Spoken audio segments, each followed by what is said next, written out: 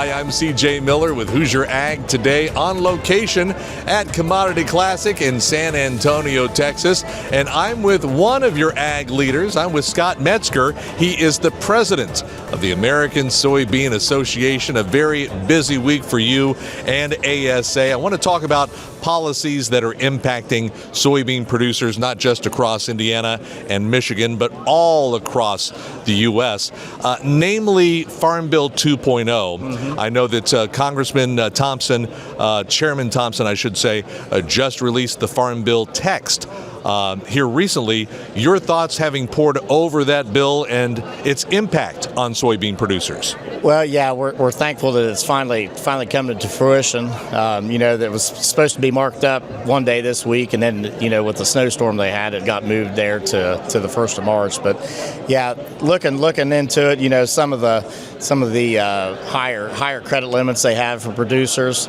moving food for aid to USDA from USID, and then some of the pesticide language in there dealing with having a uniform pesticide label instead of having the individual states do it.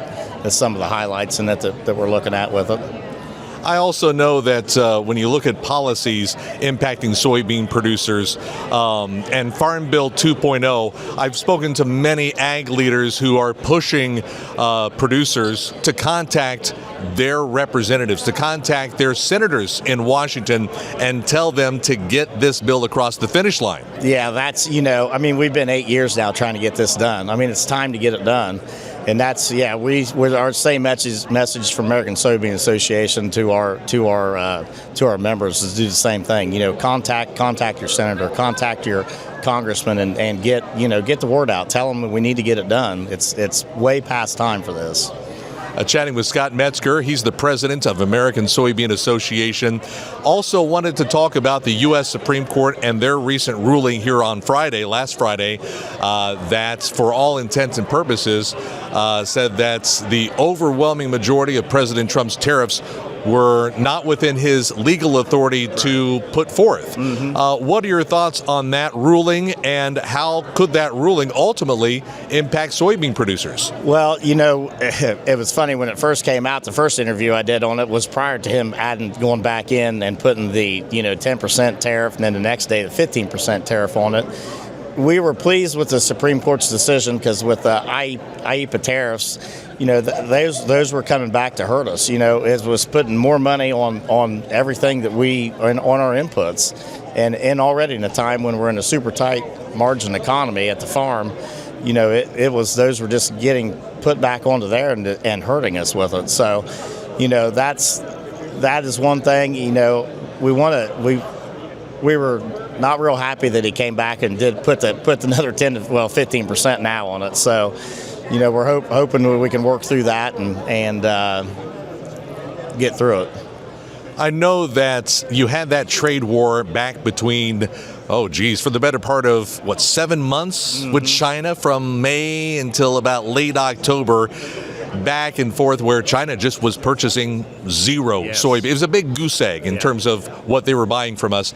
And we see that they have started, 25? Right now they're at 12 million metric tons, so that was our first obligation to meet. And then the next 3 years is 25 million metric tons. And we were pleased with that. Obviously 12 is, roughly half of where we're normally at. Good starting point. We'll be a lot better when we see beans on the boat going over there. Right now it's just on paper. Good starting point, but it'll be a lot better when we see the beans actually on the boat going over there, headed over there, and some of those orders don't get canceled, which we know occasionally happens. I know that China has been investing a great deal in the infrastructure in South America, namely Brazil and Argentina, to help boost their soybean production. And thinking in terms of domestic uses for soybeans, you and your team have to be looking at that as well. Oh, absolutely. Yeah, that's biofuels is one of our top priorities this year. We were glad to see 45Z get into place. It's not final yet, but we got the first step of it done.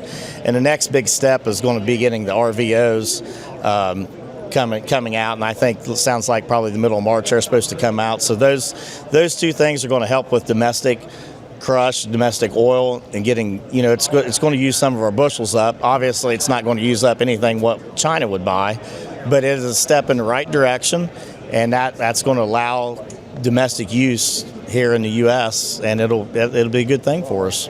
I know that in Indiana, we're home to one of the largest biodiesel production facilities in the U.S., which is Louis Dreyfus in Claypool, Indiana, which is north central Indiana. And so you have to be pleased when you have a facility like Louis Dreyfus and others who are cranking out that biodiesel.